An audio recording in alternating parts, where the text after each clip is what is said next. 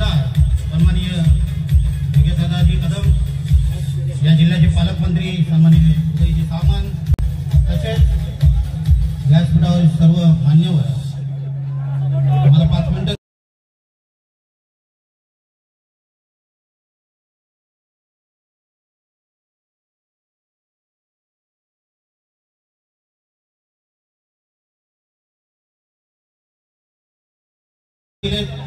सर्व वक्ते इथे हजर आहेत। मी थोड्याच याच्यात व्यक्त होऊन मी माझं 2 शब्द मनोगत व्यक्त करतो। बऱ्याचशा वक्त्यांची भाषणं झाली आहेत, आपण सर्वांचं ऐकलेलं आहे।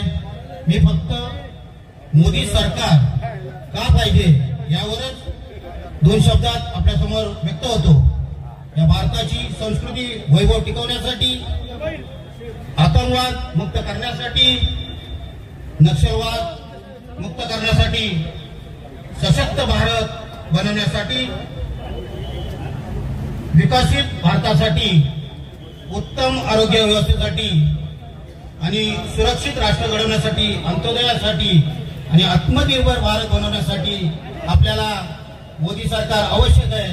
म्हणून मी इथे जमलेल्या सर्व मतदार बंधू आणि भगिनींना एवढीच विनंती करेन, 400 पार तर होणारच आहे, पण त्या 400 पार मध्ये आपलाही खासदार तिथे पाहिजे। आणि म्हणूनच सन्माननीय सुनीलजी तटकरे यांना आपण सर्वांनी प्रचंड बहुमताने निवडून द्यायचं आहे। त्यांची निशाणी घड्याळ आहे।